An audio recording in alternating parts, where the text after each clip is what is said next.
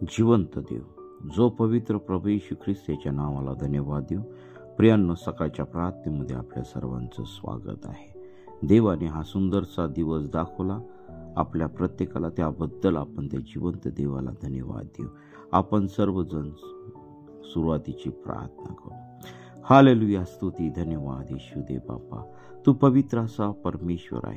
पुन्हा एकदा ह्या नवीन दिवसामध्ये पुन्हा एकदा तू आम्हाला प्रार्थनेची संधी दिली आणि पुन्हा एकदा तू आमच्या जीवात जीव घातला. आम्हाला तुझ्या पवित्र सामर्थ्याने ह्या सकाळी तू उठवलं, त्याबद्दल आम्ही तुझ्या पवित्र नावाला धन्यवाद देत आहोत. प्रिय प्रभूची, ऐकणाऱ्या प्रत्येक व्यक्तीचा ताबा तू घे. मी तुझ्या वचनातून बोलत असताना प्रभू माझ्या विचारांचा ताबा तू घे.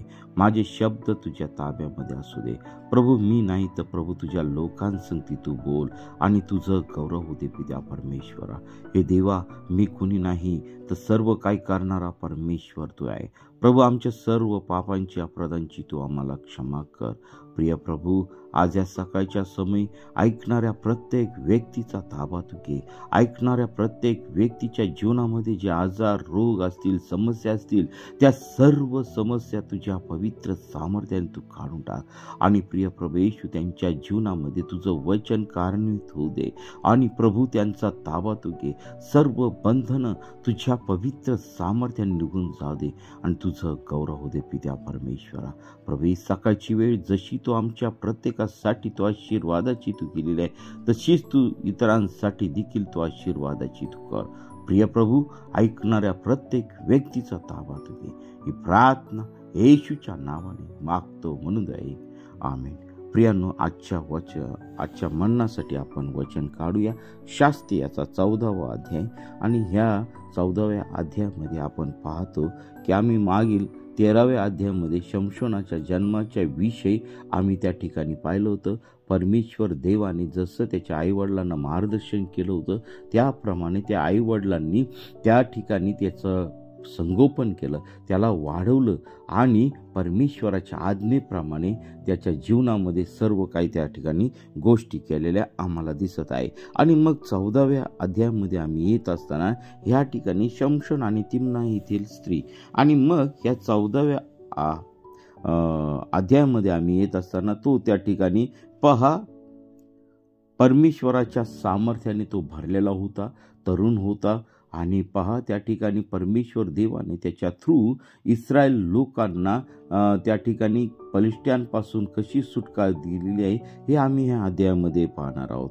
मग शमशोन तिम्ना येथे गेला. तेथे त्याने एक पलिष्टी मुलगी पाहिली. तेव्हा घरी परत येऊन आपल्या आईवडिलांकडे जाऊन तो म्हणाला, तिम्ना येथे एक मी पलिष्टी मुलगी पाहिली आहे, ती मला बायको करून द्या. त्याचे आईबाप त्याला म्हणाले, त्या बेसुनत पलिष्ट्यांतली बायको का करू पाहत आहे? तुझ्या भाऊबंदात किंवा आपल्या साऱ्या लोकात कुणी मुली नाहीत काय? शमशोन आपल्या बापाला म्हणाला, तीच मला मिळून द्या, कारण माझे तिच्यावर मन बसले आहे. पलिष्ट्यांना विरोध करण्याची संधी मिळावी म्हणून ही गोष्ट परमेश्वर करत आहे, हे त्याच्या आई बापांच्या लक्षात आले नाही. त्या काळी इस्रायलावर पलिष्ट्यांची सत्ता होती. पहा, ह्या ठिकाणी एक महत्वाची गोष्ट आम्हाला दिसत आहे. आता ह्या सर्व घटना शमशोनाच्या जीवनामध्ये का घडत होत्या? कारण पलिष्ट्यांवरती विजय मिळवावा यासाठी त्या ठिकाणी शमशोनाला त्या ठिकाणी परमेश्वराने त्या ठिकाणी निवडलेलं होतं आणि इस्रायलला त्या पलिष्ट्यांच्या पासून सुटका मिळावी म्हणून परमेश्वर देवाने ह्या सर्व गोष्टी त्या ठिकाणी घडून आणलेल्या होत्या. आणि मग 5व्या वचनामध्ये आम्ही येत असताना शमशोन आपल्या आई बापासह तिम्ना येथे गेला. तेथील द्राक्षमळ्यापाशी येऊन पोहोचला. तो एक तरुण सिंह गर्जना करीत त्याच्या अंगावर आला. तेव्हा परमेश्वराच्या आत्म्याने एकाएकी त्याच्यावर झडप घातली आणि हातात काही हत्यार नव्हते, तरी त्याने करडू फाडावे तसे त्या सिंहाला फाडून टाकले. तथापि आपण काय केले ते त्याने आपल्या आईबापांना सांगितले नाही. पहा, अशा परिस्थितीत तो तिम्ना या ठिकाणी गेला. तर तेथील द्राक्षमळ्यापाशी येऊन पोहोचला असताना एक तरुण सिंहने त्याच्यावरती गर्जना करीत हल्ला केला. परंतु देवाचा आत्मा त्याच्यावरती आला आणि करडू फाडावं तसं त्याने त्या सिंहाला फाडून टाकला. प्रियांनो, एवढा सामर्थ्यशाली बलदंड परमेश्वराच्या आत्म्याने शमशोन त्या ठिकाणी भरलेला होता.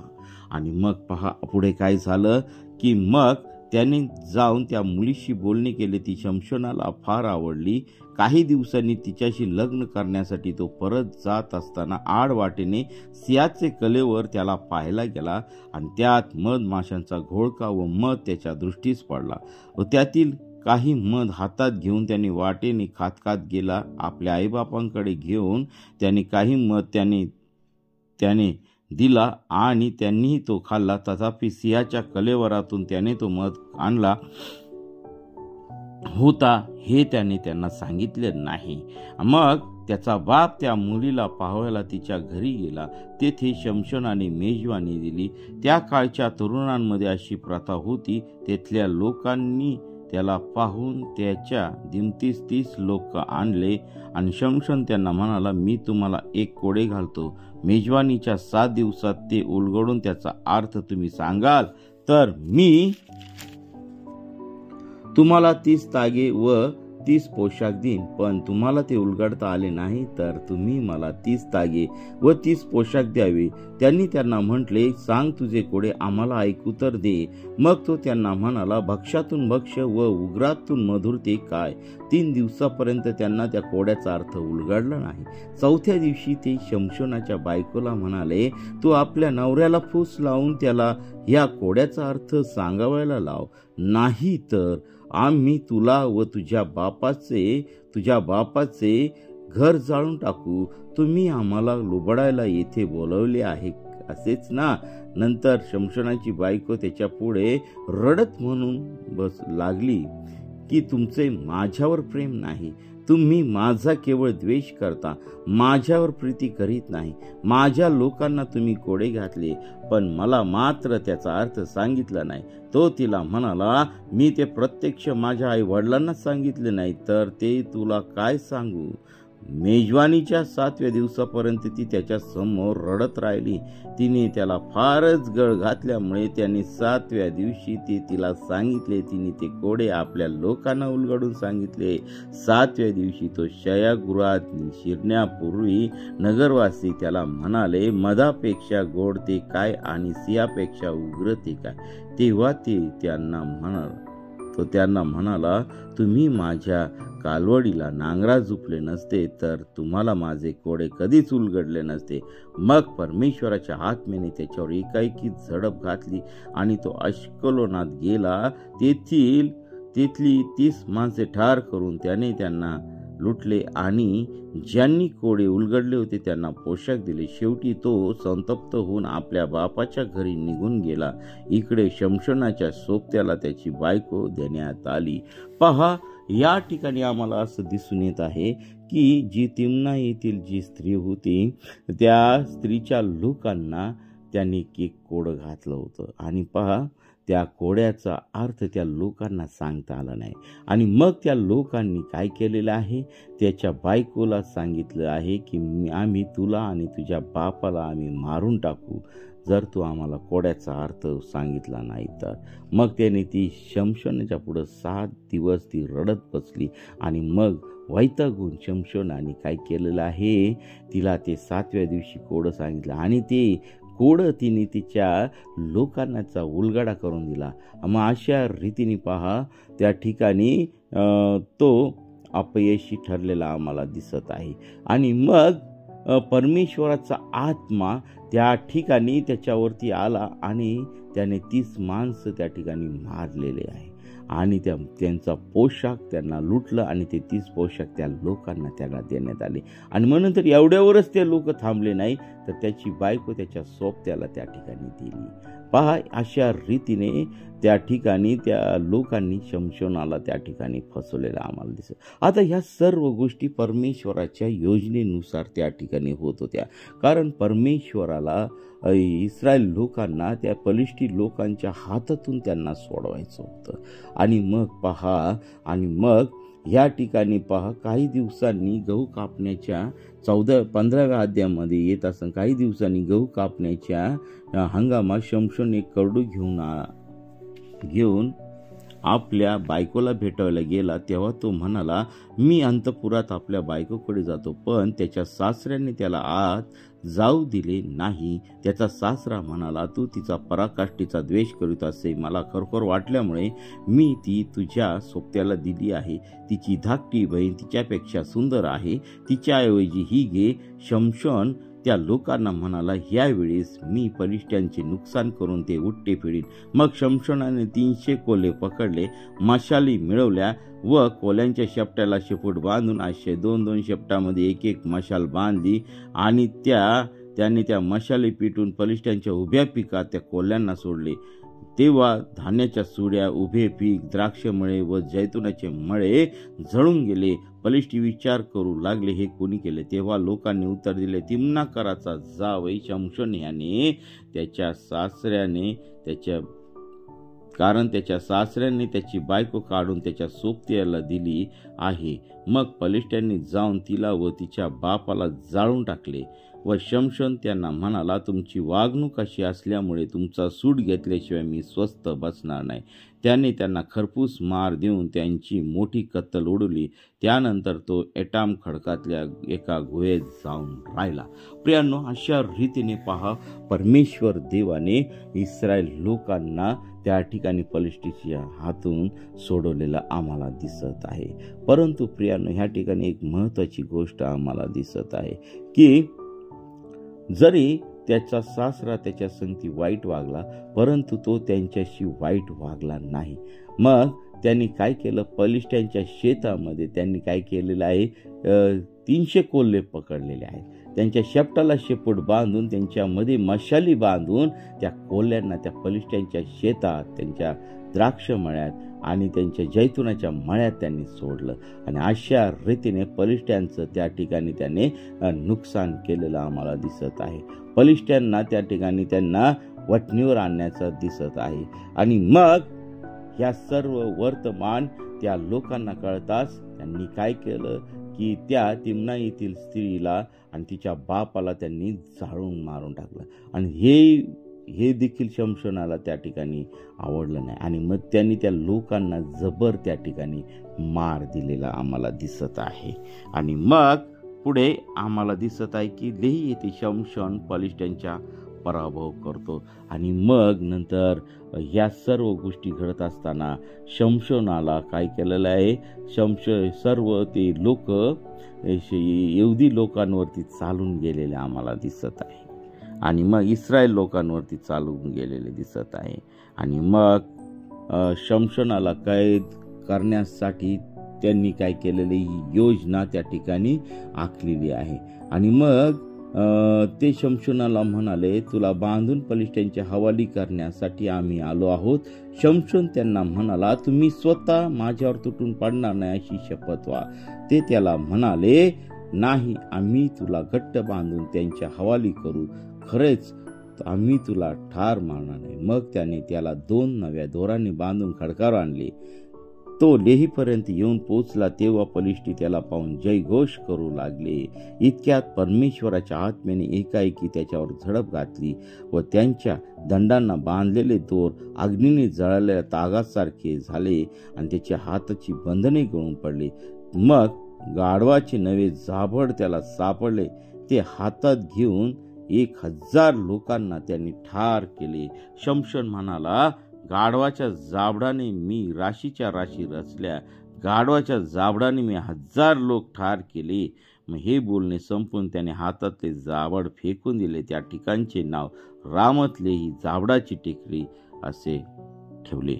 नंतर त्याला फार तहान लागल्यामुळे तो परमेश्वराचा धावा करीत म्हणाला, तू आपल्या दासाच्या हस्ते एवढा मोठा विजय मिळवून दिला, पण मी आता तहानेने तडफडून मरावे आणि बेसुनत लोकांच्या हाती पडावे काय? मग तेव्हा परमेश्वराने लेही मध्ये एक झरा खोदला आणि त्यातून पाणी वाहू लागले. ते पाणी पिऊन त्याच्या जीवात जीव आला. तो ताजातवाना झाला. यावरून त्याचे नाव एन हक्कोरे म्हणजे धावा करणाऱ्याचा झरा असे ठेवले तो अद्याप लिहित आहे. आणि पलिष्ठांच्या आमदानीत 20 वर्षे शमशोनाने इस्रायलाचा न्याय निवाडा केला. अशा रीतीने परमेश्वराने इस्रायल लोकांना शमशोनाच्या द्वारे पलिष्ठांच्या हातून परमेश्वराने त्या ठिकाणी सोडवलेला आहे. बघा, परमेश्वराचा आत्मा त्याच्या ठाई होता. तो ज्या ठिकाणी जाई त्या ठिकाणी परमेश्वर देव शमशोनाला त्या ठिकाणी विजय देत असे.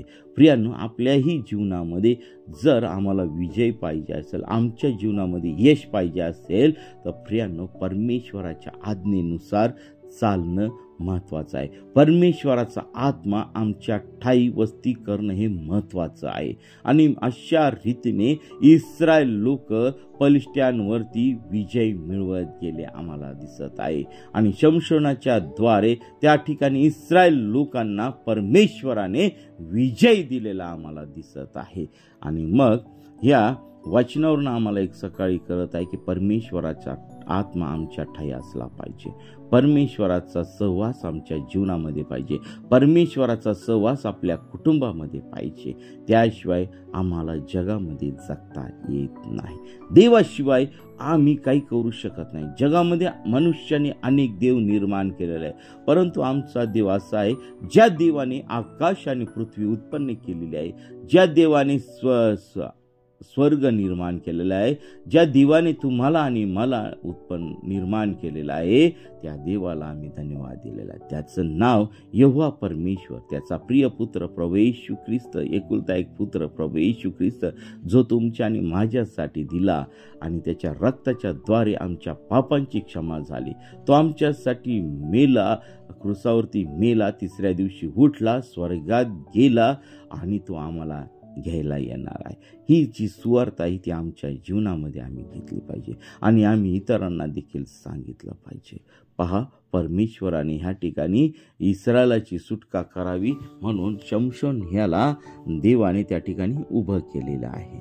तो देवाचा नाजीर होता, देवाच्या आत्म्याने चालणारा व्यक्ती होता. ज्या ज्या ठिकाणी तो गेला त्या ठिकाणी परमेश्वराने त्याला विजय दिलेला आम्हाला आढळत आहे. देवबाप करू या छोट्याशा वचनाद्वारे तुम्हाला आणि मला आशीर्वादित करू. आपण प्रार्थना करूया. हालेलुया, स्तुती, धन्यवाद येशू दे बापा. तू पवित्र असा परमेश्वर आहे. पुन्हा एकदा तुझ्या वचनाद्वारे तू आमच्या प्रत्येका संगती तू बोललास, त्याबद्दल मी तुझ्या पवित्र नावाला धन्यवाद देत आहे. प्रभू, तुझा आत्मा आमच्या प्रत्येकाच्या जीवनामध्ये संचारित होऊ दे. तुझ्या आत्म्याने आम्ही काम करावं, तुझ्या सामर्थ्याने आम्ही चालावं. प्रभू, तू आम्हा प्रत्येकाला तुझ्या पवित्र सामर्थ्याने चालव. प्रभू, अनेक लोक कष्टात आहे, अनेक लोक पीडित आहे, अनेक लोक बंधनामध्ये आहे. प्रभू, आज या सकाळच्या वेळी त्यांचा ताबा तू घे, त्यांना तू स्पर्श कर, त्यांना तू अभिषेक तू कर, त्यांना तुझ्या आत्म्याने तू भर. त्यांच्या जीवनातील सर्व आजार, सर्व व्याधी, सर्व सैतानी बंधनं नासूर येशूच्या नावामध्ये काढून टाकत आहे. होय प्रिय प्रभू येशू, प्रभू तू प्रत्येकाला तू स्पर्श केलेला आहे, त्याबद्दल मी तुझ्या नावाला धन्यवाद आहे. आज दिवसभरातील सर्व कामकाज तू आशीर्वादित कर. प्रभू, जे तरुणापासून तर लहान थोरापासून तरुण तरुणी आणि वडीलधाऱ्या व्यक्तीपर्यंत प्रत्येकाला तू आशीर्वादित कर आणि तुझा गौरव दे. आमच्या प्रत्येकाचं जीवन तुला समर्पित करत आहोत. प्रभू, आमच्या प्रत्येकाच्या कामामध्ये तू यश दे आणि प्रभू तू आमच्या जीवनामध्ये तू राहा. सर्व वाईट गोष्टीपासून, सर्व सैतानी हल्ल्यापासून तू आमचं प्रत्येकाचं तू रक्षण कर आणि तुझं गौरव दे. ही प्रार्थना येशूच्या नावाने मागतो म्हणून ऐक. आमेन, आमेन, आमेन. प्रियांनो, आपल्याला जर प्रार्थनेची गरज आहे तर 9730301668 या क्रमांकावरती संपर्क करा. आम्ही आपल्यासाठी प्रार्थना करीत आहोत. देवबाप आपल्या प्रत्येकाला आशीर्वादित करो. आमेन, आमेन, आमेन.